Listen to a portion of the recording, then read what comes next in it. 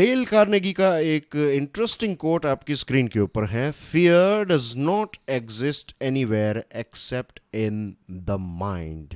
Fear जो है, भय जो है, वो सिर्फ एक ही जगह पर एग्जिस्ट करता है और वो है हमारे दिमाग में।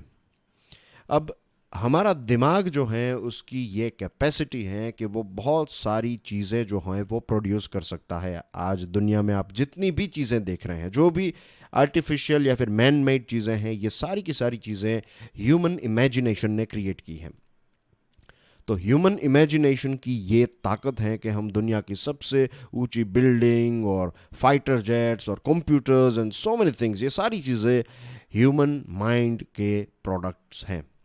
वैसे ही हमारा दिमाग जो है वो फियर भी ऑटोमेटिकली पैदा करता है और फियर हमारे सर्वाइवल के लिए बहुत ही इंपॉर्टेंट है। I will give you a small example. अगर आप युद्ध में हैं और कहीं से गोलियों की आवाज़ आ रही है, तो बेस्ट चीज़ जो आप करनी चाहिए वो है कि एक बड़े से पत्थर या फिर कोई भी ऐसी जगह है जहां पर आप छिप जाएं और जब आपको मौका मिले तब आप फायरिंग करें।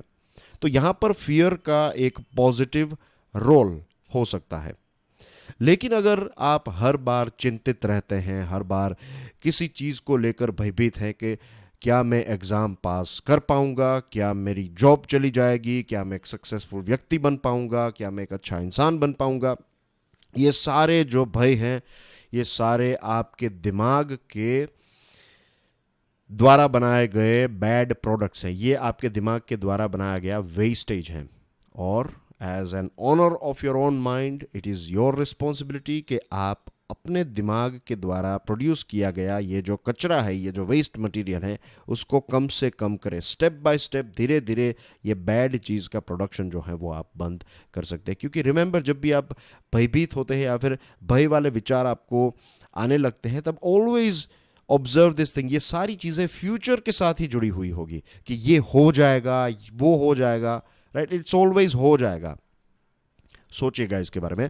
आज 2 जुलाई 2021 है। आज हमारे टेबल के ऊपर 4 इंटरेस्टिंग आर्टिकल्स हैं। डियर फ्रेंड्स, अगर आप यूपीएससी की प्रिपरेशन कर रहे हैं तो स्टडी आईक्यू लेकर आया है एक कंप्लीट ऑनलाइन स्मार्ट कोर्स। अब आपको किसी भी जगह पर, किसी भी सिटी में शिफ्ट होने की ज़रूरत नहीं है। आप घर बैठे आराम से अपने होम के कंफर्ट में यूपीएससी की बेस्ट पॉसिबल तैयारी जो है वो कर सकते हैं। ज़्यादा इन्फॉर्मेशन के लिए डाउनलोड करें हमारा मोबाइल ऐप या फिर विजिट studiiq.com। लेक्चर की पीडीएफ को डाउनलोड करने के लिए चेकआउट माई Telegram channel.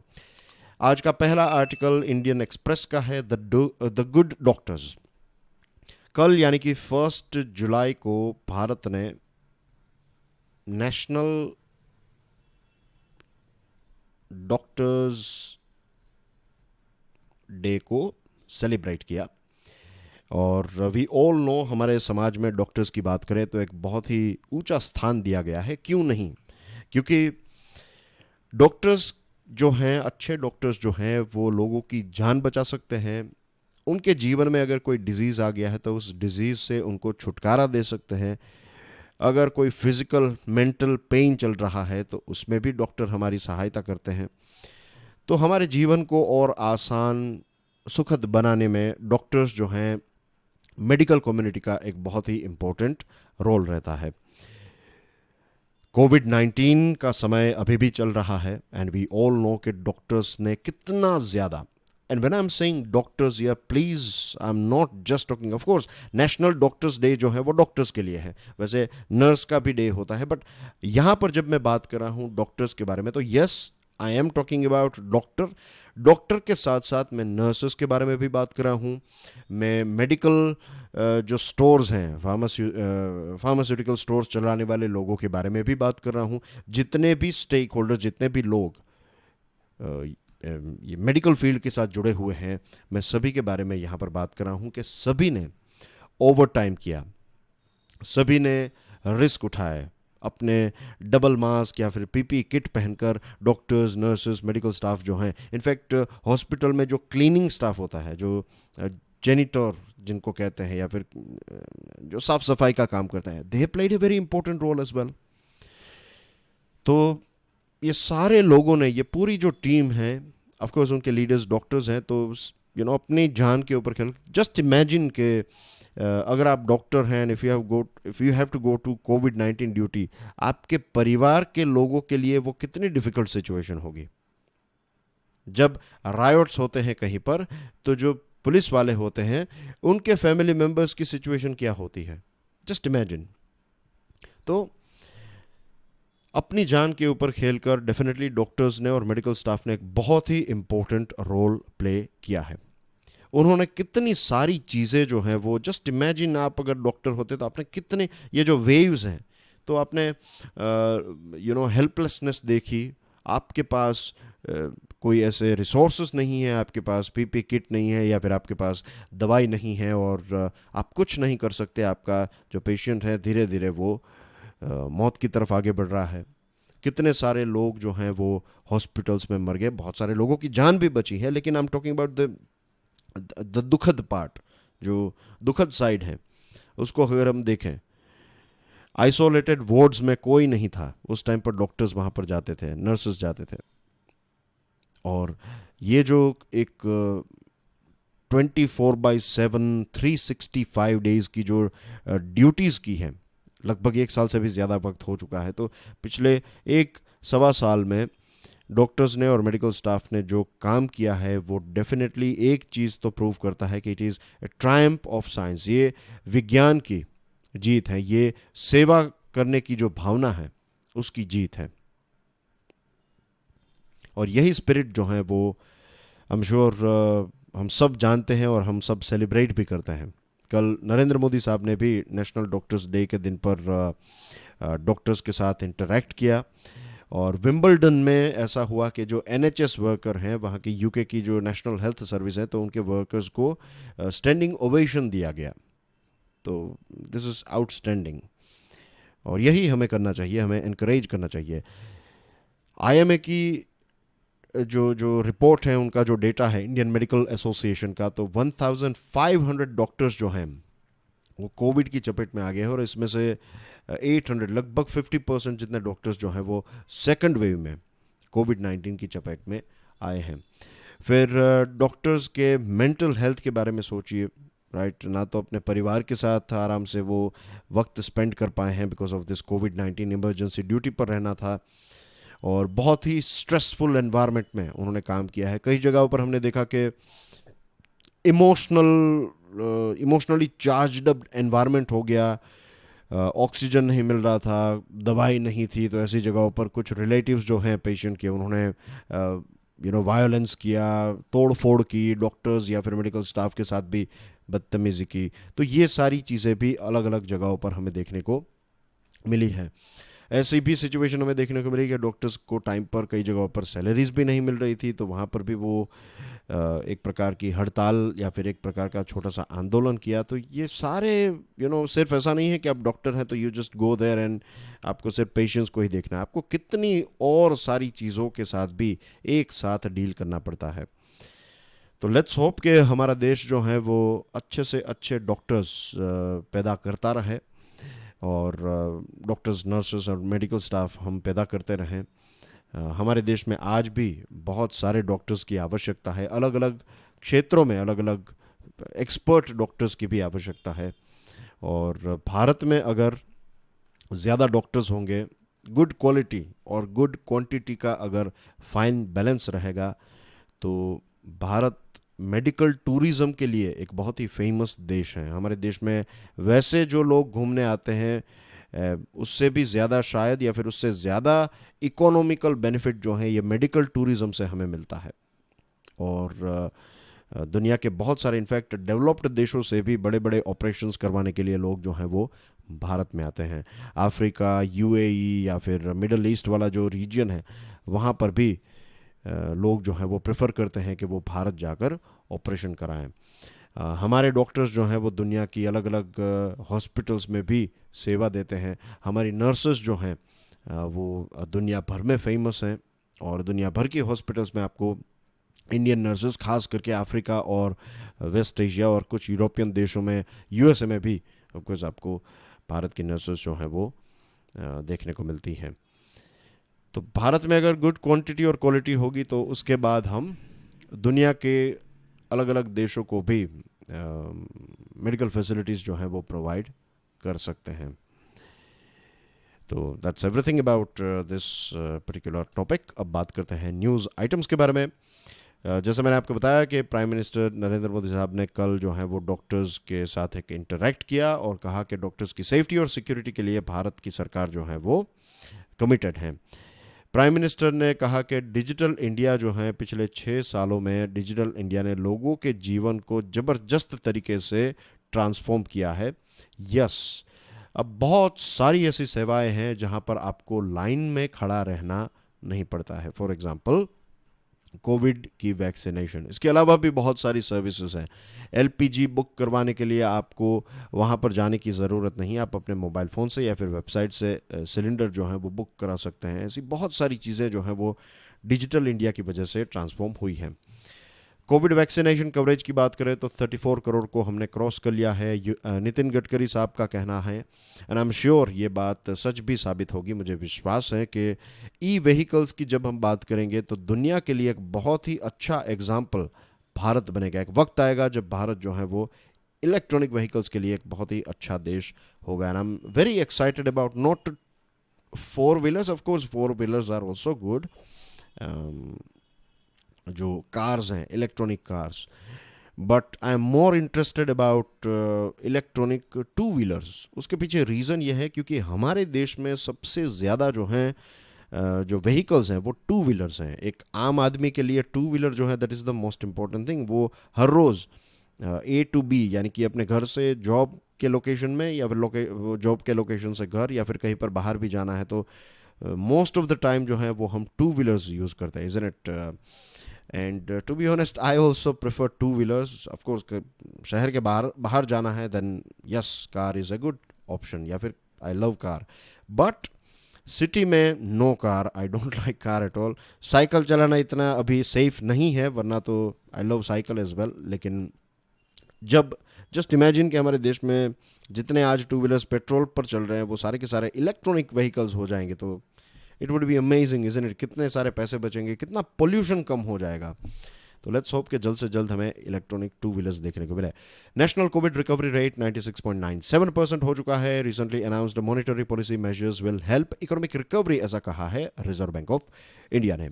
External affairs minister S Jaishankar साहब ने इंटरैक्ट किया G20 मीटिंग में, फूड सिक्योरिटी और ह्यूमैनिटेरियन लॉजिस्टिक्स के बारे में डिस्कशन की।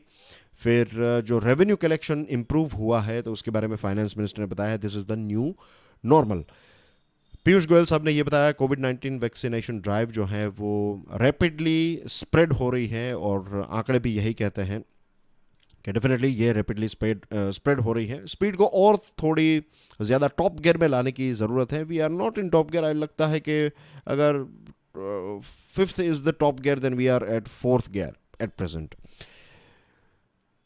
72nd batch of IPS probationers जो हैं ऑफिसर्स, प्रोबेशनरी ऑफिसर्स, तो उनके साथ इंटरैक्ट किया होम मिनिस्टर अमित शाह साहब ने। इंडिया और पाकिस्तान ने सिविलियन प्रिजनर्स और फिशरमैन का जो लिस्ट है वो एक्सचेंज किया है। थाईलैंड अब लोगों को इनवाइट कर रहा है। क्वारंटीन फ्री टूरिज्म थाईलैंड में वापस स्टार्ट हो गया है।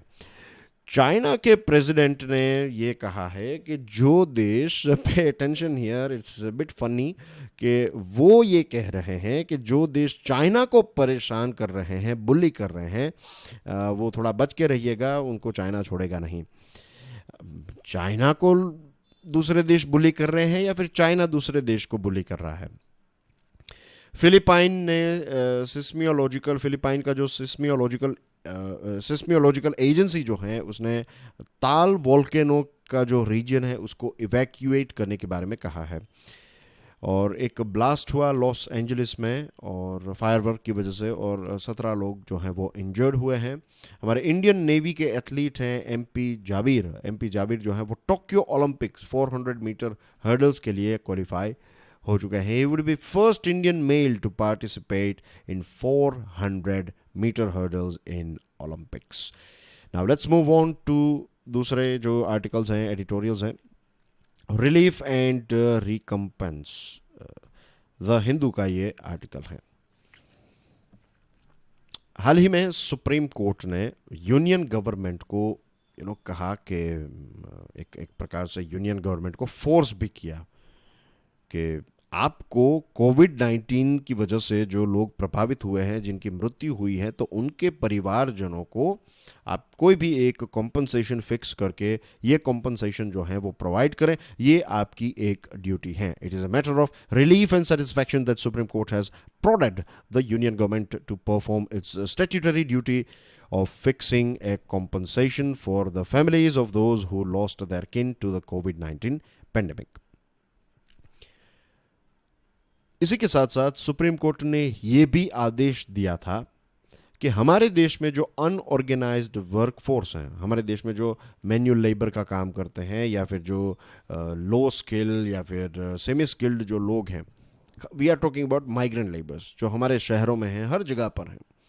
तो ये लोग जो हैं उनका जो जीवन है कैसे हमेशा एज के ऊपर रहता है. हम जनरली उनके बारे में सोचते नहीं हैं, but they are always living on an edge, यानी कि कभी भी कुछ भी उनके साथ हो सकता है. I tell you one thing about Ahmedabad, जो गुजरात का सबसे बड़ा शहर है अहमदाबाद. अभी 2-3 दिन पहले की खबर है, किसी साहबजादे ने अपनी जो एक स्पोर्ट्स कार है बहुत ही तेज़ चलाई और पता नहीं एग्जैक्टली क्या हुआ, लेकिन सिचुएशन ये हुई कि हमारे देश में जो गरीब लोग हैं वो आज भी, ये जो माइग्रेंट वर्कर्स हैं, अनऑर्गेनाइज्ड वर्कफोर्स और बिल्डिंग और ये सारी जगहों पर काम करने वाले लोग जो हैं वो फुटपाथ पर ही सोते हैं. तो वो फुटपाथ पर सो रहे थे और उनके ऊपर कार चढ़ा दी. ऐसे इंसिडेंट्स भी इन्हीं के साथ क्यों होते हैं? क्योंकि इनके पास रहने के लिए छत नहीं है, कोई घर नहीं है. जब बारिश आती है हम अलग अलग सीजन्स को एंजॉय करते हैं. वी से इज़न्ट इट कि हमारी ये फेवरेट सीज़न है. हम कहते हैं आई लव समर, और उसके पीछे रीज़न होता है कि समर के टाइम पर मुझे वाटरमेलन खाने को मिलता है. I love winter because winter के टाइम पर हमें ये करने को मिलता है. I love monsoon because monsoon के टाइम पर कार में ट्रैवलिंग करना मज़ा आता है. जस्ट इमेजिन कि उनको कौन सी सीज़न पसंद होगी. शायद एक भी नहीं, क्योंकि हर एक सीज़न जो है अभी वो सेट होते हैं. और एक सीज़न मीन्स समर में दोपहर के टाइम पर रहना इम्पॉसिबल हो जाता है, तो विंटर में रात के टाइम पर, और मॉनसून में तो कभी भी 24/7. तो बहुत ही टफ लाइफ है उनकी. और आज भी शायद as a country, as a society, as a government हमने उनके लिए उतना कोई ख़ास नहीं किया है. हाँ, आई एम नॉट सेइंग कुछ नहीं किया है, I haven't used the word कुछ नहीं. आई एम सेइंग कि जो होना चाहिए वो आज भी उनके पास नहीं है. क्या ऐसा नहीं हो सकता कि कुछ ऐसे टेनामेंट्स बनाए जाए, कुछ ऐसी बिल्डिंग्स बनाई जाए जहाँ पर माइग्रेंट वर्कर्स जो हैं वो, अगर आप किसी शहर से, लेट्स से आप मध्य प्रदेश से गुजरात काम करने के लिए जा रहे हैं, तो उस शहर में आपके लिए रहने की फैसिलिटी हो. वहाँ पर आप जा सकते हैं, एक मिनिमम रेंट आपको पे करना होगा, और जब आप जाएंगे तो वहाँ पर कोई और आ जाएगा. तो इस प्रकार से क्या ये चीज़ नहीं की जा सकती? ऐसा कुछ इंफ्रास्ट्रक्चर क्या नहीं क्रिएट किया जा सकता?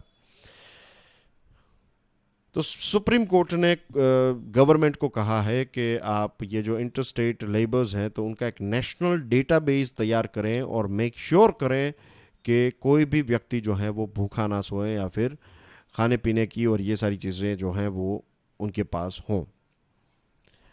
एक्स ग्रेशिया पेमेंट की बात करें तो डिज़ास्टर मैनेजमेंट एक्ट जो है वो कहता है कि सरकार को पे करना चाहिए, लेकिन फिर सरकार ने क्या रीज़न दिया था? Let me remind you. सरकार ने ये कहा कि हमारे पास उतने फाइनेंशियल रिसोर्सेज नहीं है कि हम सभी को, हर एक जो कोविड व्यक्ति की वजह से जो लोगों की मृत्यु हुई है तो उनके परिवारजनों को एक प्रकार का कॉम्पनसेशन पे कर सकें.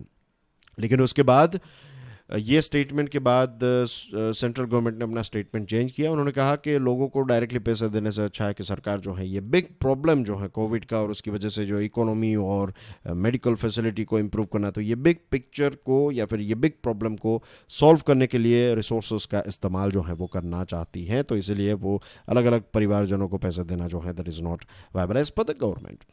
अब साइक्लोन, अर्थक्वेक, फ्लड, ये सारे कुछ ऐसे डिज़ास्टर्स हैं जो डैमेज तो डेफिनेटली क्रिएट करते हैं, लेकिन डैमेज जो है वो कंटिन्यूस नहीं होता है. यहाँ पर पेंडेमिक एक ऐसा डिजास्टर हैं जो ऑन गोइंग है, प्रोलॉन्ग्ड हैं, एक साल से ये चल रहा है। जस्ट इमेजिन एक साल से कोई साइक्लोन चल रहा है या फिर एक साल से अर्थक्वेक चल रहा है, ऐसा नहीं है, ऐसा नहीं होता है। बट ये पेंडेमिक जो है ये एक साल तक चलता रहता है।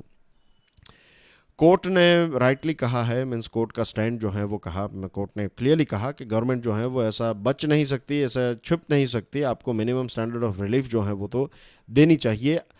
अच्छी बात यह है कि कोर्ट ने कोई कॉम्पनसेशन की अमाउंट फिक्स नहीं की है, कोर्ट ने इनके ऊपर छोड़ा है, सरकार के ऊपर, कि आप खुद तय करें कि कितने पैसे आपको पे करने हैं, बट आपको पैसे जो है वो पे करने चाहिए। और अनफॉर्चुनेटली कोर्ट ने इससे पहले भी बताया था, नॉट अनफॉर्चुनेटली, कि कोर्ट ने ओके इग्नोर दैट, कोर्ट ने इससे पहले भी बताया था कि 2018 में भी कहा था कि आपको इस प्रकार का एक डेटा तैयार करना चाहिए। लेकिन अनफॉर्चुनेटली पेंडेमिक जब आता है तब जाकर हमें रियलाइज़ होता है कि ये चीज़ हमारे पास होनी चाहिए थी।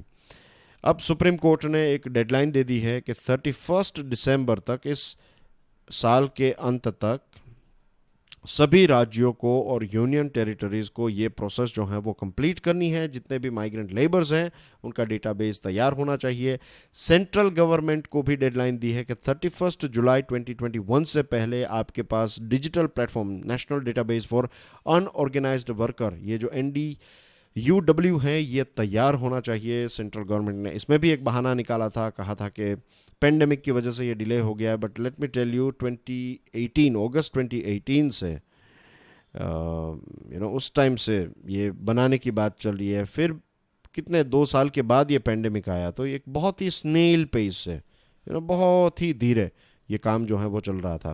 लेकिन अच्छा है कि सुप्रीम कोर्ट जो है वो थोड़ी नाराज़ हुई है, और इनफैक्ट यूनियन लेबर मिनिस्ट्री के बारे में ये भी कह दिया कि आप ऐसे लेकेडेसिकल एटीट्यूड, यानी कि what is the right word for it in Hindi, आप इतना ज़्यादा केयर नहीं करते, आपको इतनी ज़्यादा परवाह नहीं है, इस प्रकार का एटीट्यूड आपने रखा है। लेकिन ये बर्दाश्त नहीं किया जाएगा। 31 जुलाई तक आपको ये पोर्टल तैयार करना है। तो लेट्स होप कि सरकार ये करेगी। अब एक बहुत ही इंटरेस्टिंग आर्टिकल हैं, दोनों के दोनों आर्टिकल्स टाइम्स ऑफ इंडिया के हैं। एक आर्टिकल है और एक एडिटोरियल है, तो ये दोनों को हम एक के बाद एक देखेंगे। अब ये बातें जो हैं इसमें, इसकी शुरुआत होती है एक प्रकार से एक प्रोग्राम था, एक जहाँ पर 17th justice PD Desai memorial trust, okay, तो इस पर्टिकुलर मीटिंग को एड्रेस करते हुए Chief Justice of India NV Ramana साहब ने ये कहा है कि जो राइट टू चेंज गवर्नमेंट है, इलेक्शन के माध्यम से जो हम गवर्नमेंट को चेंज कर सकते हैं, ये कोई गारंटी नहीं है टिरनी के खिलाफ। टिरनी यानी कि अत्याचार, कि आपके पास वोट का अधिकार है, इसका मतलब ये नहीं है कि आपके ऊपर अत्याचार होगा, अत्याचार नहीं होगा। आपने किसी सरकार को या फिर किसी पार्टी को इलेक्ट किया, उसके बाद भी पावर में आकर वो अत्याचार कर सकते हैं आपके साथ, और देखने को मिलता भी है। अलग अलग पॉलिटिकल पार्टीज की बात करें तो अलग अलग अपने अपने लेवल पर थोड़े बहुत अत्याचार तो सभी ने कहीं ना कहीं किए ही हैं, as we can, I am sure you agree with this point. Justice साहब, चीफ जस्टिस ऑफ इंडिया जो हैं, उन्होंने ये भी कहा कि ultimate sovereignty, recognizing citizens as the ultimate sovereign and qualifying as a properly functioning democracy necessitated public discourse that is both reasoned and reasonable. अगर एक डेमोक्रेसी को हमें मैच्योर करना है, डेमोक्रेसी प्रॉपरली फंक्शन कर सके, ऐसा हमें मेक श्योर करना है, तो we have to have an environment जहाँ पर बातचीत हो सके, जहाँ पर विषयों के बारे में हम चर्चा कर सकें, जहाँ पर हम सरकार के बारे में भी चर्चा कर सकें, और सरकार अगर किसी चीज़ पर गलत जा रही है तो हम उसको क्रिटिसाइज भी कर सकें, हम प्रोटेस्ट भी कर सकें। As far as rules and regulations को ध्यान में रखते हुए अगर हम प्रोटेस्ट कर रहे हैं, तो ये सारी चीज़ें करने का अधिकार जो है वो लोगों का होना चाहिए। और तब जाकर ही जो एक जो हम कहते हैं कि लोकतंत्र मीन्स लोगों का तंत्र, राइट। लोग जो हैं यहाँ पर किंग हैं, प्राइम मिनिस्टर किंग नहीं है, प्रेसिडेंट किंग नहीं है, हम किंग हैं। लेकिन फीलिंग नहीं होती है, वो किंग वाली फीलिंग जो है वो प्रेसिडेंट, प्राइम मिनिस्टर या फिर चीफ मिनिस्टर या फिर गवर्नर्स या फिर दूसरे एग्जीक्यूटिव्स को आती होगी, हमें तो वो फीलिंग नहीं आती है, क्योंकि ग्रास रूट लेवल पर चीज़ें जो हैं वो काफ़ी अलग हैं। एग्जीक्यूटिव और लेजिस्लेचर के बारे में भी उन्होंने ये कहा है कि उनकी जो कॉन्स्टिट्यूशनल रिस्पॉन्सिबिलिटीज़ हैं, अगर वो ऐसे लॉज बनाएंगे जो जस्टिस डिलीवर कर सकें, जो समाज में एक बैलेंस क्रिएट कर सके, तो जितने ज़्यादा ऐसे लॉज वो बनाएंगे, जितनी ज़्यादा ऐसी वो ड्यूटीज़ करेंगे, परफॉर्मेंस देंगे, तो उतना ही कम लोड जो है वो जुडिशरी के ऊपर होगा। जुडिशरी ऑफ कोर्स एक इम्पोर्टेंट प्लेयर है हमारी डेमोक्रेसी की बात करें तो 4 इंपॉर्टेंट पिलर्स कहे जाते हैं, तो उसमें एक है जुडिशरी, एक है एग्जीक्यूटिव, एक है लेजिस्लेचर, और इसको फोर्थ पिलर को, मीडिया को फोर्थ पिलर दिया गया है। तो ये सभी एक दूसरे के ऊपर जो है वो नज़र रखते हैं। कोई भी पावरफुल नहीं है, राइट। सबसे ज़्यादा पावरफुल है इंडियन कॉन्स्टिट्यूशन। और कई बार अगर एग्जीक्यूटिव्स कुछ गलत करते हैं मीन्स तो लेजिस्लेचर उनको देखते हैं, लेजिस्लेचर अगर कुछ गलत करता है तो जुडिशरी उनको देखती है, जुडिशरी में कुछ बदलाव लाने हैं तो लेजिस्लेचर लेकर आएगा। तो ये सभी ये चेक एंड बैलेंस जो है वो चलता रहता है, और मीडिया जो है वो सभी के बारे में हमें इन्फॉर्म करती रहती हैं। Post electoral exercises of political power by elected governments have been mixed bag, not just in India but democracy is everywhere.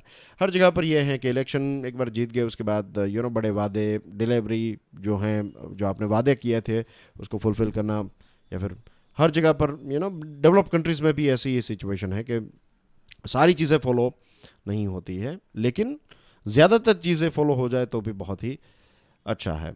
फिर कुछ ऐसी जगहों पर हमने ये भी देखा कि सरकार ने रूल बाय लॉ जैसी सिचुएशन, जो ब्रिटिश राज हमारे ऊपर करते थे, तो ऐसे बहुत सारे इंसिडेंट्स आपको, और मैं यहाँ पर ये सरकार, अभी की जो सरकार है, सिर्फ उसके बारे में बात नहीं कर रहा हूँ, मैं पूरी डेमोक्रेसी जब से देश आज़ाद हुआ तब से लेकर आज तक की अगर आप ओवरव्यू एक देखें, बर्ड्स आई व्यू अगर आप देखेंगे, तो कई जगहों पर रूल बाय लॉ भी हमें देखने को मिला है, राइट।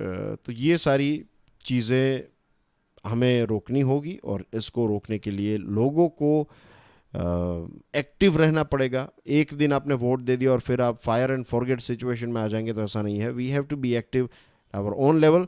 जो हमारे रिप्रेजेंटेटिव्स हैं उनको भी समझना होगा कि हम डेमोक्रेसी में जी रहे हैं। और इसके अलावा भी कुछ पॉइंट्स हैं, as we move on will talk about it. 1973 Keshavananda Bharati एक जजमेंट है, लैंडमार्क जजमेंट है, बेसिक स्ट्रक्चर डॉक्ट्रिन वाला जजमेंट है कि आप कॉन्स्टिट्यूशन का जो बेसिक स्ट्रक्चर है उसको एडिट या फिर अमेंड नहीं कर सकते, वो वैसा का वैसा ही रहेगा। उसमें वैल्यू ऐड हो सकती है लेकिन आप उसको हटा नहीं सकते, जैसे कि फंडामेंटल राइट्स, कुछ ऐसी चीज़ें हैं, right to life and this sort of things, वो आप चीज़ें हटा नहीं सकते। लेकिन 75 में इमरजेंसी आई, और इमरजेंसी में जो सुप्रीम कोर्ट ने ये वर्डिक्ट दिया था, तो इमरजेंसी के टाइम पर ये सारी चीज़ें जो हैं, ये सारी जो केशव नंद भारती में जो बेसिक स्ट्रक्चर डॉक्ट्रिन था, तो उसको भी, उसमें जो बातें हैं वो सारी बातें भी लास्ट बेंच में चली गई थी। This would demand governments enact law that uphold equality and aren't arbitrary. All sides allow legislature to function without disruption or short shrift to procedures. Judiciary refraining from policy making, and independent public platforms like media, academic spaces, and NGO having freedom to question the state. Executive अपना काम करे, legislature में opposition और ruling party मिलकर काम करें, judiciary जो है वो अपनी हद में रहें या फिर अपनी जो एक जुरिस्डिक्शन है वहाँ पर रहें, और इंडिपेंडेंट प्लेटफॉर्म्स जो हैं वो मीडिया, एकेडमिक स्पेस, एनजीओ जो हैं उनको स्वतंत्रता हो। अब इसी चीज़ को कंटिन्यू करते हुए अगर हम बात करें तो जुडिशरी की बात करें तो जुडिशरी जो है वो डेफिनेटली एक बहुत ही इम्पोर्टेंट रोल प्ले करती है। जुडिशरी का भय भी है कि सज़ा हो जाएगी, इसलिए भले ही लेट हो जाए लेकिन सज़ा होती है, तो इसकी वजह से बहुत सारी चीज़ें जो हैं वो, बहुत सारे क्राइम्स भी नहीं होते हैं। बट जजेस जो हैं वो जो कहते हैं वो क्या सभी जजेस वो करते भी हैं, ये भी एक चीज़ है। क्योंकि हाल ही में हमने देखा कि कैसे वेस्ट बंगाल में पोस्ट पोल वायलेंस के टाइम पर 2 जजेस ने अपने आप को रिक्यूज़ कर लिया, यानी कि उन्होंने कहा कि हम इस पर्टिकुलर केस को सुनना नहीं चाहते, कोई और जज इसको सुन ले। तो क्या ये उनकी एक ड्यूटी नहीं है? क्या ये जीवन और लिबर्टी के साथ जुड़ा हुआ केस नहीं है, पोस्ट पोल वायलेंस वाला? और जैसे मैंने आपको बताया कि हमारा पार्टिसिपेशन जो है वो सिर्फ एक दिन का नहीं होना चाहिए कि जब आपने वोट दिया that is not the only. आप आज तो सोशल मीडिया और कितनी सारे ऐसे प्लेटफॉर्म्स हैं जहाँ पर आप अपनी आवाज़ जो है वो रख सकते हैं। फिर जुडिशरी जो है वो जस्टिस डिलीवरी में काफ़ी स्लो रही है। राम जन्मभूमि वाला केस देख लीजिए, आर्टिकल 370 वाला, सबरीमाला, CAA, तो ऐसे बहुत सारे केसेस हैं जो दशकों के बाद प्रूव हुए हैं। 2G और कोयले वाला जो केस है उसकी वजह से तो फिर ऐसा हो गया कि अब हर एक चीज़, आप कोई फाइटर क्राफ्ट एयरक्राफ्ट लेते हैं तो भी वो PIL फाइल होगी। जो भी चीज़ आप कुछ करना चाहते थे उसमें हर जगह पर केस फाइल होगा और फिर सुप्रीम कोर्ट का डिसीजन आएगा। और फिर उसके बाद जो सेंट्रल विस्टा वाला प्रोजेक्ट है तो उसके ऊपर भी यही सिचुएशन हुई। तो कई जगह पर कोर्ट्स ने भी अपनी जो बाउंड्रीज हैं उनको क्रॉस किया है। फॉर एग्जांपल दिल्ली में बड़ी SUVs अगर एंटर होगी तो उनको टैक्स पे करना पड़ेगा। तो टैक्सेशन जो है ये प्योरली लेजिस्लेचर का काम है। एग्जीक्यूटिव उनको डिज़ाइन करते हैं, लेजिस्लेचर में पास होता है। तो यहाँ पर जुडिशरी की, फिर वैक्सीन की प्राइसिंग पॉलिसी, ऑक्सीजन सिलेंडर, तो ऐसे कुछ टॉपिक्स पर भी कोर्ट्स जो हैं वो इंटरफेयर करती रहती हैं। तो यहाँ पर उनको, जैसे हमने इससे पहले के आर्टिकल के एंड पोर्शन में कहा कि कोर्ट को भी अपनी बाउंड्रीज में रहना चाहिए। And that's everything in today's discussion. ये रहा आज का आपका question and I will see you tomorrow. Tomorrow is Saturday, isn't it? I see you tomorrow. Enjoy your studies. God bless you all. जय हिंद।